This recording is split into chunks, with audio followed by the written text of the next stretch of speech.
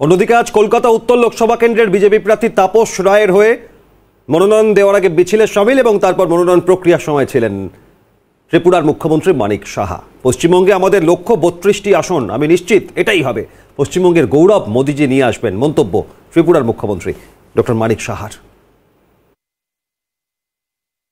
একেবারে তাপস রায়ের যে মনোনয়ন রয়েছেন, মানিক সাহা রয়েছেন।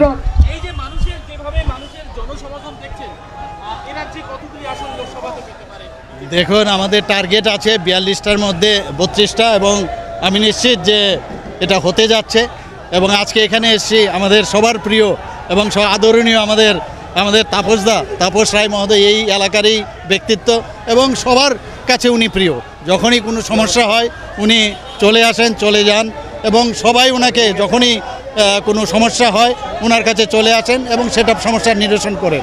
এবং আমি দেখছি এখানে চারিদিকে যেভাবে মানুষের সমর্থন, আগামী দিন আমি নিশ্চিত যে ত্রিপুরার মতো অবস্থা যেখানে শান্তি প্রতিষ্ঠিত হবে, একটা মানে গণতান্ত্রিক অধিকার মানুষের পাবে, সেই জিনিসটা এই পশ্চিমবাংলাতেও হতে যাচ্ছে।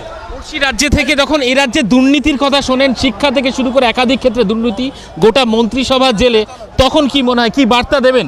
মানে কষ্ট হয় ভাবতে যে এইরকম আজকে আমরা সবাই জানি যে পশ্চিমবঙ্গ যেটা আজকে ভাবে সারা ভারতবর্ষ আগামী দিন ভাবে, সেই দিনটা আবার যাতে পুনরুদ্ধার করা যায় সেই দিকে মানুষ তাকিয়ে আছে এবং সেটা একমাত্র পারে আমাদের মাননীয় প্রধানমন্ত্রী নরেন্দ্র মোদীজির পক্ষে এটা সম্ভব হবে।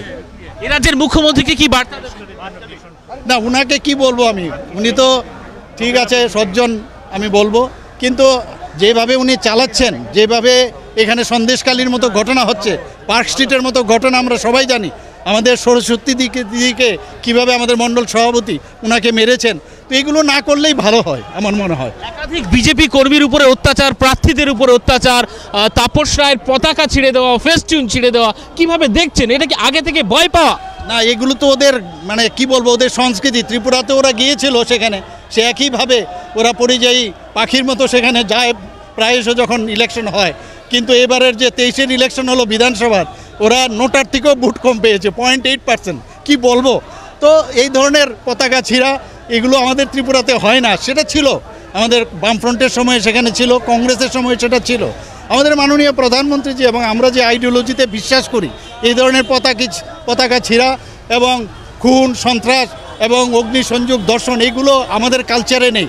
এবং এই কালচারের মাধ্যমে গণতন্ত্রকে গলায় টিপে ধরার যে কায়দা, সেটা ফেসিস্ট যে আমরা বলি, সেটা কিন্তু এখানে দেখা যাচ্ছে। সাদা খাতা জমা দিয়ে চাকরি, টাকা দিয়ে চাকরি হয় কি ত্রিপুরাতে? 10,323 সেই আমাদের বামফ্রন্টের সময় সেটা হয়েছিল, তাদের চাকরি গেছে। এখানেও 25,000-এর মতো চাকরি গেছে। তো আমি নিশ্চিত যে চাকরির কারণে সেখানে ত্রিপুরাতেও আমাদের এই বামফ্রন্টের পতন হয়েছে, এখানেও কিন্তু তার শুরুয়াত হয়ে গেছে।